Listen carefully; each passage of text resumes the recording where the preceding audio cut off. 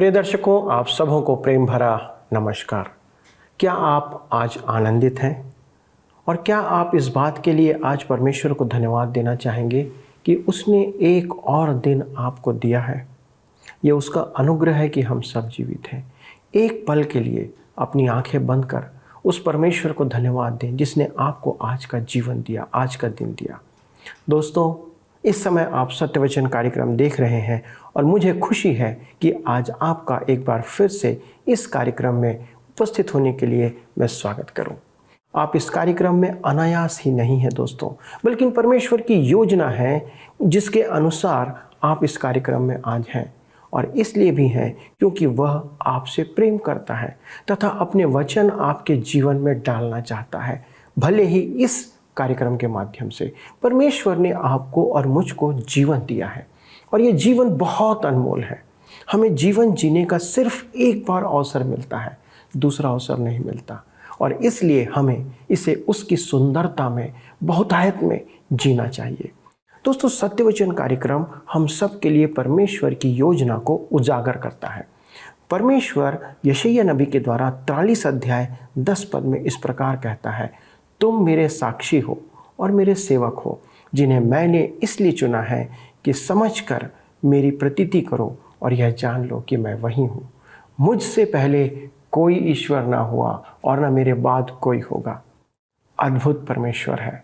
इस सच्चे और जीवित परमेश्वर को हम जितना अधिक जानेंगे, हम उतना अधिक उसका आदर करेंगे। परमेश्वर उन सबको आशीष देता है और सफल बनाता है जो उसकी आज्ञा या वचन का पालन करते हैं। दोस्तों, हम तब परमेश्वर की आज्ञा का पालन करेंगे जब उन्हें हम जानेंगे और उसका अध्ययन करेंगे। दोस्तों, ये सत्य वचन आपके संपूर्ण परिवार और कलीसिया के निर्माण के लिए एक समर्पित कार्यक्रम है। आइए आज के अध्ययन को हम इस आशा, इस उम्मीद के साथ बाइबल से करें कि ये हमारे जीवन, आपके जीवन में अद्भुत परिवर्तन लेकर के आए। आइए हम राजाओं की दूसरी पुस्तक के अध्ययन में आगे बढ़ते हैं। प्रिय मित्रों, पिछले अध्ययन में हमने अतल्याह की हत्या और योआस का राज्याभिषेक देखा था। आज हम दूसरे राजाओं की पुस्तक 12 अध्याय से अपने अध्ययन को आरंभ करेंगे। आइए हम देखें योआस का राज्य। अध्याय 12 में योआस के राज्य का वर्णन है और हम देखेंगे कि यहोयादा याजक उसके पीछे है। यह एक महान आत्मिक अभियान है जिसे मैं जागृति कहूंगा। इस समय मैं राजाओं की सूची दोहराना चाहता हूं। उत्तरी राज्य इस्राएल पर राज्य करने वाले कुल 19 राजा हुए। इन 19 राजाओं में से एक को भी ईश्वर भक्त नहीं कहा जा सकता। उनकी प्रशंसा में यदि कुछ कहा जाए तो हम यही कह सकते हैं कि हर एक राजा बुरा था, एक भी राजा अच्छा नहीं था। दक्षिणी राज्य यहूदा में 20 राजा हुए, जिनमें से केवल कुछ को अच्छा कह सकते हैं, परंतु 5 राजा असाधारण रूप से अच्छे रहे और उनके राज्य में सुधार एवं आत्मिक जागृति के वहां 5 युग में हुए सुधार एवं आशीषों की उत्पत्ति आत्मिक जागृति से ही हुई थी। विश्राम के इन 5 युगों में वेदी पर ज्योति जलती रही जो अन्य समयों में बुझ गई थी। 5 बार सुधार विस्फुटित हुआ और संपूर्ण राष्ट्र में फैला। यह ज्योति विनाश की नहीं अपितु निर्माण एवं निर्देशों की आग थी। परमेश्वर ने स्वर्ग से दिए गए इस जीवनदायक समय में अपनी प्रजा में विचरण किया। यह समय परमेश्वर की उपासना और उसके वचन के मनन का समय था। उस युग में सामर्थ्य और समृद्धि आई। जी हाँ, जागृति आने पर कलीसिया में आनंद व्याप्त हो जाता है। मेरे मित्रों, कलीसिया में सामर्थ्य का नवीनीकरण होता है और एक नवीन प्रेम उत्पन्न होता है। पहले बाइबल में लौटना होता है। परमेश्वर के वचन में लौटने के कारण महान आत्मिक जागृति आई है। वह मेरा अपना विश्वास है कि आज भी हम में सच्ची जागृति आ सकती है।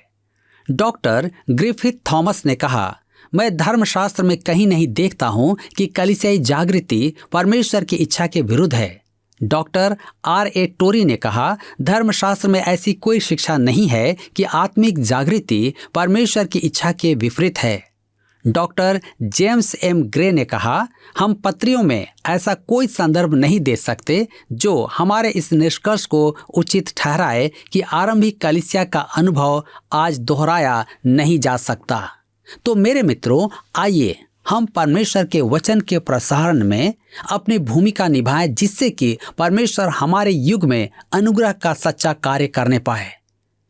अध्याय 12 में हम योआस को युवा रूप में देखते हैं। दूसरे राजाओं की पुस्तक 12 अध्याय के 1 पद में लिखा है, येहू के 7वें वर्ष में योआस राज्य करने लगा और यरूशलेम में 40 वर्ष तक राज्य करता रहा। उसकी माता का नाम सिब्या था, जो बेरशेबा की थी।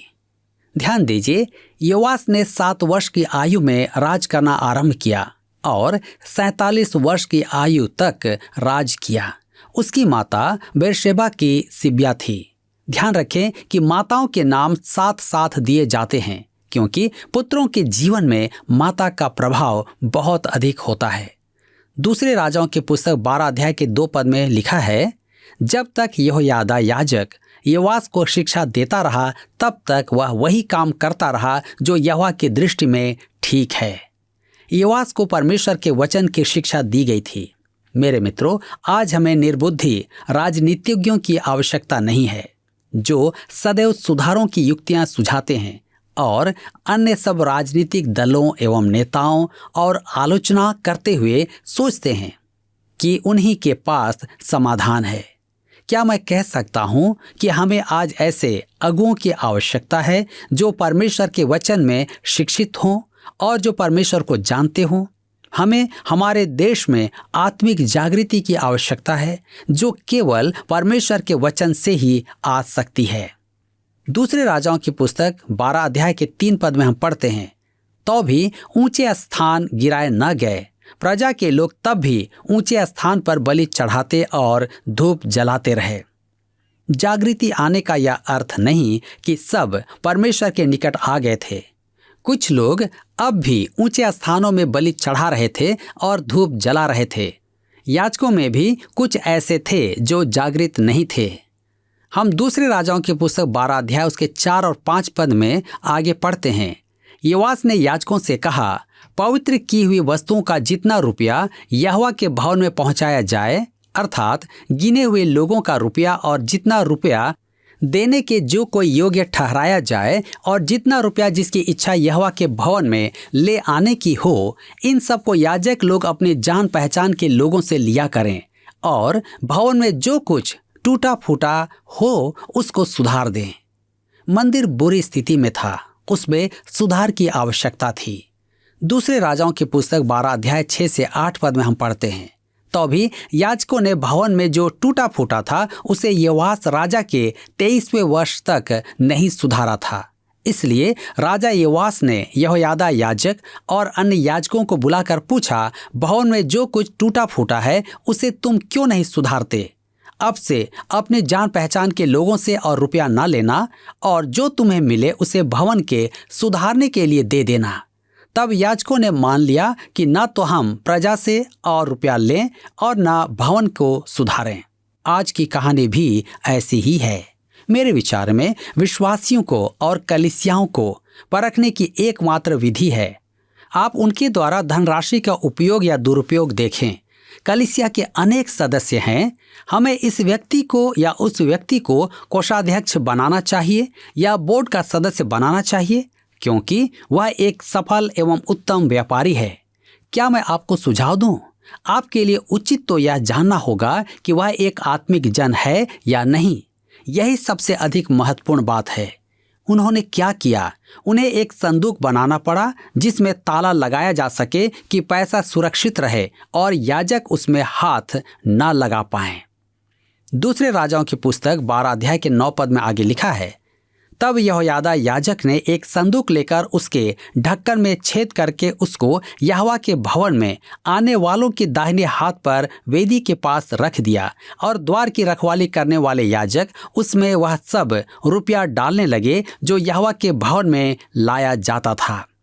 मेरे विचार में ऐसा संदूक बनाना एक अच्छा विचार था। कोई आंकड़ों के साथ खेल सकता है, मैंने स्वयं देखा है कि पैसे से संबंधित अधिकारी ऐसा ही करते हैं। यह सर्वथा लज्जा की बात है।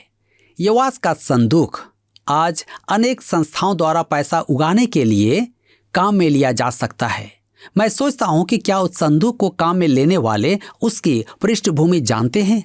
उस संदूक को सुरक्षित रखा जाता था कि सेवक, प्रचारक या अन्य धार्मिक ठग उसमें हाथ न लगाएं। यदि आप भी ऐसा करना चाहें तो यह एक अच्छा विचार है। अब हम आगे देखते हैं। मंदिर के खजाने द्वारा हजाएल को रिश्वत। यद्यपि राष्ट्र में महान आत्मिक जागृति आई थी, राष्ट्र पतन के मार्ग पर ही था। दूसरे राजाओं की पुस्तक 12 अध्याय उसके 17 और 18 पद में हम पढ़ते हैं, लिखा है, तब अराम के राजा हजाएल ने गत नगर पर चढ़ाई की और उससे लड़ाई करके उसे ले लिया। तब उसने यरूशलेम पर भी चढ़ाई करने को अपना मुंह किया। तब यहूदा के राजा योआस ने उन सब पवित्र वस्तुओं को जिन्हें उसके पुरखा यहोशापात, यहोराम और अहज्याह नामक यहूदा के राजाओं ने पवित्र किया था, और अपने पवित्र की हुई वस्तुओं को भी, और जितना सोना यहोवा के भवन के भंडारों में और राजभवन में मिला, उस सब को लेकर अराम के राजा हजाएल के पास भेज दिया, और वह यरूशलेम के पास से चला गया। दूसरे शब्दों में, योआस समय को खरीद रहा था। वह अराम के राजा हजाएल को खरीदना चाहता था। दूसरे राजाओं की पुस्तक 12 अध्याय उसके 19 से 21 पद में लिखा है, योआस के और सब काम जो उसने किए, वह क्या यहूदा के राजाओं के इतिहास की पुस्तक में नहीं लिखे हैं? योआस के कर्मचारियों ने राजद्रोह की गोष्ठी करके उसको मिल्लो के भवन में, जो सिल्ला की ढलान पर था, मार डाला। अर्थात शिमात का पुत्र योजाकर और सोमेर का पुत्र यहोजाबाद, जो उसके कर्मचारी थे, उन्होंने उसे ऐसा मारा कि वह मर गया। तब उन्होंने उसे उसके पुरखाओं के बीच दाऊदपुर में मिट्टी दी, और उसका पुत्र अमस्याह उसके स्थान पर राज्य करने लगा। इतिहास की पुस्तकों के अध्ययन में हम इस आत्मिक जागृति के बारे में और अधिक चर्चा करेंगे। मृत्यु के समय योआस की आयु मात्र 47 वर्ष की थी। उसके एक कर्मचारी ने उसकी हत्या कर दी और उसे दाऊदपुर में पितरों के साथ दफन किया गया। योआस एक अच्छा राजा था। हम आगे देखेंगे कि उसका पुत्र अमस्याह भी एक अच्छा राजा था। हमने देखा कि अतल्याह को राज करने की ऐसी लालसा थी कि उसने अपने पोतों को ही मरवा दिया। परंतु अहज्याह की बहन यहोशेबा ने योआस को कोठरी में छिपा दिया। वह 7 वर्ष तक यहोवा के भवन में गुप्त रूप से बड़ा हुआ, और 7 वर्ष की आयु में याजक यहोयादा ने उसे राजा घोषित किया। उसने अतल्याह को घात किया।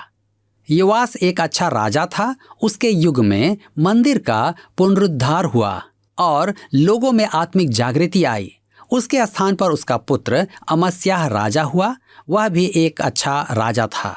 मित्रों, यहाँ पर अध्याय 12 समाप्त होता है, और अब हम अपने अध्ययन को अध्याय 13 से बनाए रखेंगे। हम देखेंगे एलीशा के अंतिम कार्य। मित्रों, यह धर्मशास्त्र का एक कठोर भाग है, परंतु हमारे लिए शिक्षा का है। राष्ट्र के शासकों के लिए यह एक उत्तम भाग है। हम इस्राएल और यहूदा दोनों राज्यों के बारे में देख रहे हैं।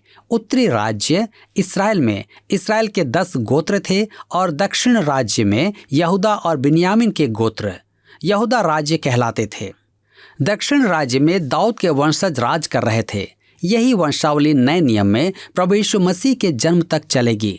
जैसा हमने देखा है, अहाब और इजेबेल की पुत्री जिसने दाऊद के वंश में विवाह किया था, उसने तो दाऊद के वंश को लगभग मिटा ही दिया था। आइए हम देखते हैं इस्राएल का राजा यहोआहाज। अध्याय 13 में हम देखते हैं कि येहू के पुत्र यहोआहाज ने 17 वर्ष इस्राएल पर राज किया। वह यरोबाम की पापी मार्ग पर चला। सच तो यह है कि उसके राज में कोई घटना रोचक या रोमांचक नहीं घटी। कुछ लोगों का सोचना है कि पाप जीवन को उत्साह से भर देता है, परंतु सच तो यह है कि कुछ समय बाद पाप से अधिक उबाने वाली बात और कोई नहीं होती है।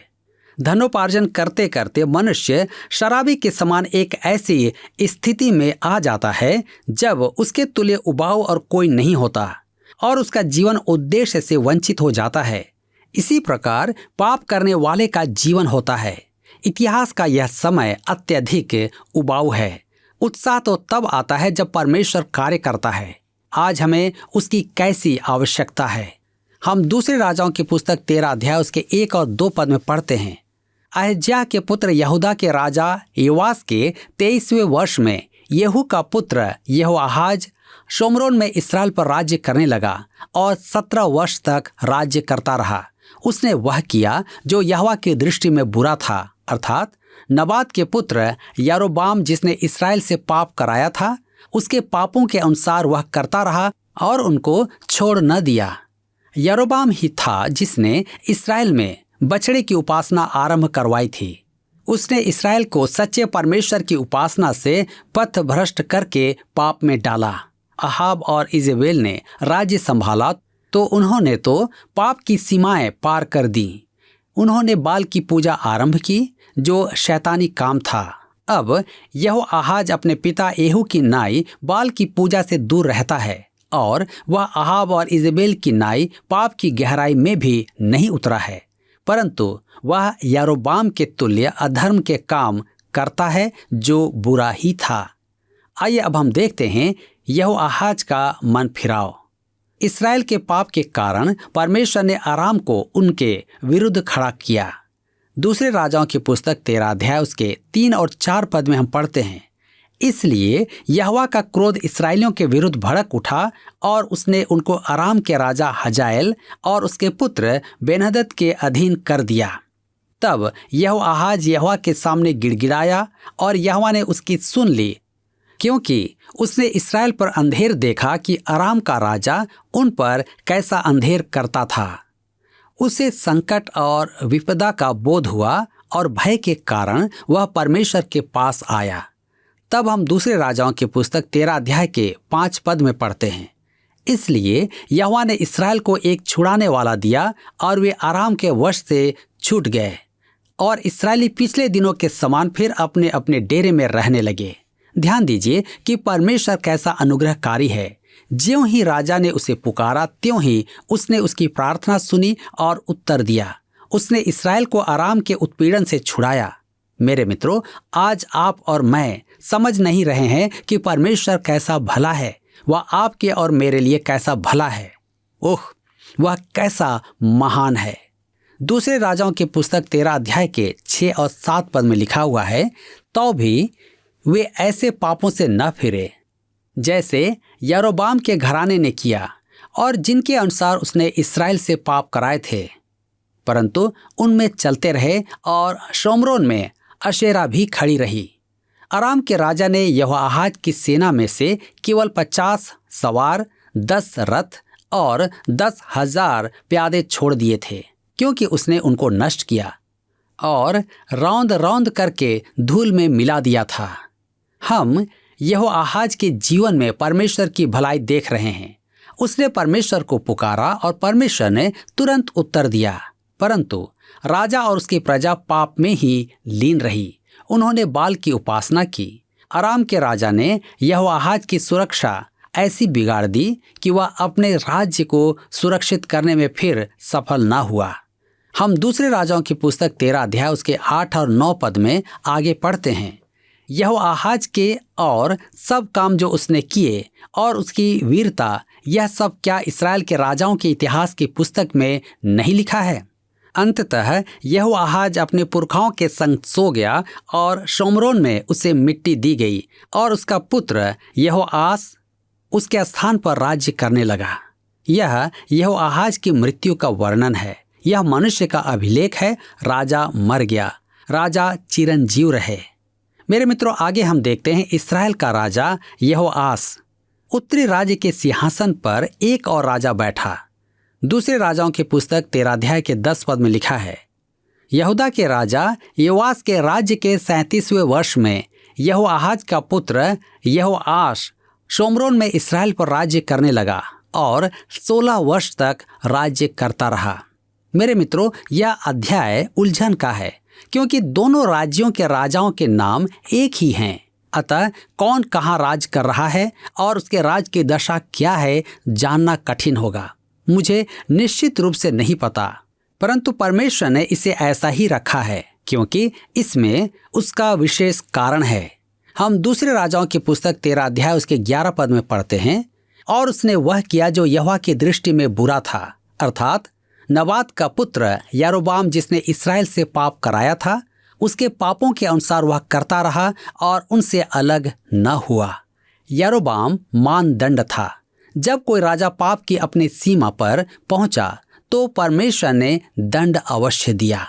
आइए हम देखें एलीशा की मृत्यु, उसकी भविष्यवाणी की पूर्ति। एलीशा रोगी हो गया और उसकी मृत्यु हुई।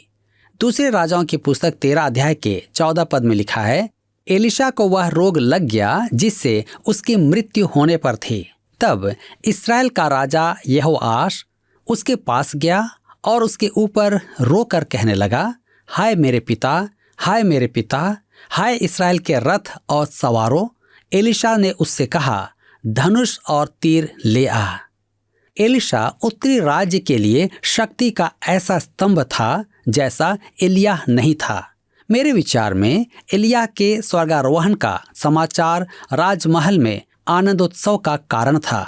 दूसरी ओर एलीशा मेरे विचार में राजा के लिए एक सहायक सिद्ध हुआ था और उसके रोगी हो जाने के कारण राजा दुखी था। आइए हम पढ़ते हैं दूसरे राजाओं की पुस्तक 13 अध्याय उसके 15 पद में लिखा है, वह उसके पास धनुष और तीर ले आया। राजा के आने पर एलीशा उसकी सहानुभूति का पात्र ही नहीं था। वह अब भी परमेश्वर का भविष्यद्वक्ता था। वह उसे परमेश्वर का संदेश सुनाता है। दूसरे राजाओं की पुस्तक 13 अध्याय उसके 16 और 17 पद में लिखा है, तब उसने इस्राएल के राजा से कहा, धनुष पर अपना हाथ लगा। तब उसने अपना हाथ लगाया। तब एलीशा ने अपने हाथ राजा के हाथों पर रख दिए। तब उसने कहा, पूर्व की खिड़की खोल। जब उसने उसे खोल दिया तब एलीशा ने कहा, तीर छोड़ दे। उसने तीर छोड़ा। एलीशा ने कहा, यह तीर यहोवा की ओर से छुटकारे अर्थात आराम से छुटकारे का चिन्ह है, इसलिए तू अपेक में आराम को यहाँ तक मार लेगा कि उनका अंत कर डालेगा। योआश विश्वास के लिए तो जाना नहीं जाता था, परंतु वह एलीशा की मृत्यु पर रो रहा था।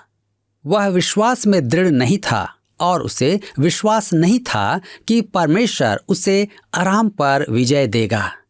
हम दूसरे राजाओं की पुस्तक 13 अध्याय उसके 18 और 19 पद में पढ़ते हैं, फिर उसने कहा, तीरों को ले।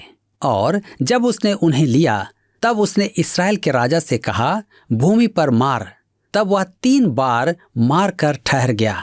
इससे परमेश्वर के जन ने उस पर क्रोधित होकर कहा, तुझे तो 5-6 बार मारना चाहिए था।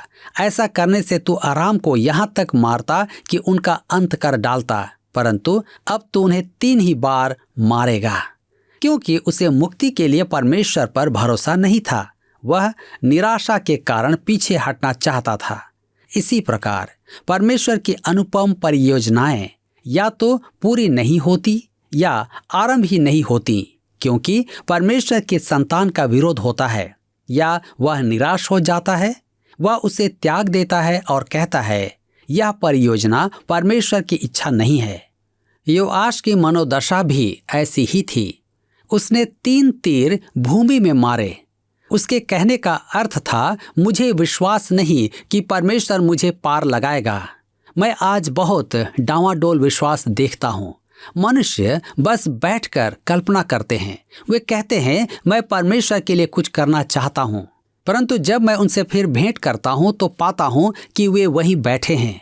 परमेश्वर आपसे आशा करता है कि आप उसके लिए क्रियाशील हो जाएं। यदि आप विश्वास करते हैं कि परमेश्वर आपको काम में लेगा तो व्यस्त हो जाएं। एलीशा हमें यहाँ एक व्यवहारिक सबक सिखाता है। पिछले प्रश्न का उत्तर है बी 70। आहाब के 70 बेटे और पोते शोमरोन में रहते थे। आज का प्रश्न है, हमारे अध्ययन के अनुसार विश्वासियों और कलीसिया को परखने का एकमात्र माध्यम है उनके द्वारा खाली स्थान का उपयोग या दुरुपयोग। ए समय, बी वचन, सी धनराशि, डी योग्यता। मित्रों, इस प्रश्न का उत्तर हमें कल सुबह 6 बजे से पहले विकल्प ए, बी, सी या डी के साथ अपना नाम, पता स्थान के साथ 9651433397 पर SMS या व्हाट्सएप करें। सभी विजेताओं को विशेष पुरस्कार प्रदान की जाएगी। धन्यवाद। क्या आपको यह कार्यक्रम पसंद आया? अभी हमें एक मिस कॉल करें और आप अगले विजेता हो सकते हैं।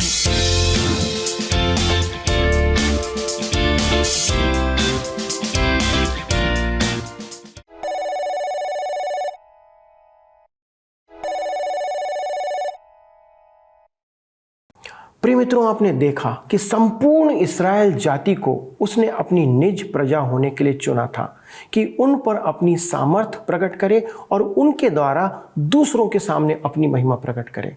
लेकिन ये जाति जिसको परमेश्वर ने संसार की सभी जातियों के बीच में इसलिए चुना कि वे उसकी महिमा को प्रकट करें, और जिन्हें परमेश्वर ने व्यवस्था भी दिया कि उन्हें परमेश्वर को आनंदित करने के लिए किन विधियों का पालन करना है, जिन विधियों पर उन्हें चलना है, उसके बावजूद भी वे परमेश्वर के विद्रोही बने रहे और जीवन में संघर्ष करते रहे। संघर्ष कई बार परमेश्वर की अनुपस्थिति को प्रकट करता है मित्रों, और विश्राम परमेश्वर की उपस्थिति को प्रकट करता है। इस्राएल और यहूदा ये दोनों अनुशासनहीन जाति प्रतीत होते हैं हमको।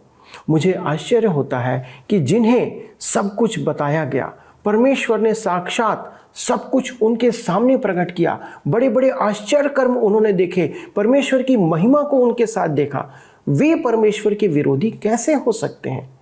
कुछ समय गुजर जाने के बाद योआश के समय में हमें थोड़ा समय के लिए एक जागृति दिखाई देती है दोस्तों। लेकिन जागृति का अर्थ परमेश्वर के वचन और उसकी ओर मुड़ने से है। बहुधा आजकल हम जागृति का अर्थ अलग तरीके से समझते हैं, जैसे भीड़ जुटाना, लोगों की संगति करना, गीत गाना आदि। इस प्रकार की बातों को हम जागृति समझते हैं और कई बार यही बातें हमारे लिए जागृति का अर्थ बन जाती है, लेकिन उसका अर्थ ये नहीं है मित्रों। जागृति का अर्थ होता है परमेश्वर और उसके वचन पर परिवार और कलीसिया का संपूर्ण रीति से मन लगाना और उस पर बंधे रहना या उस पर भरोसा करना। आज हम सब कहाँ खड़े हैं? हम किस जगह पर इस बात में अपने आप को देखते हैं? यदि हम भी निश्चित नहीं हैं तो आज निश्चय कर लें कि आप क्या करेंगे और परमेश्वर को आशीष देने का अवसर प्रदान करें। आइए हम प्रभु को धन्यवाद के साथ अपने दैनिक जीवन में आगे बढ़ें। प्रभु आप सबों को अनेक अनेक आशीषों से परिपूर्ण करे और आपकी सारे मनोरथों को पूरा करे। धन्यवाद।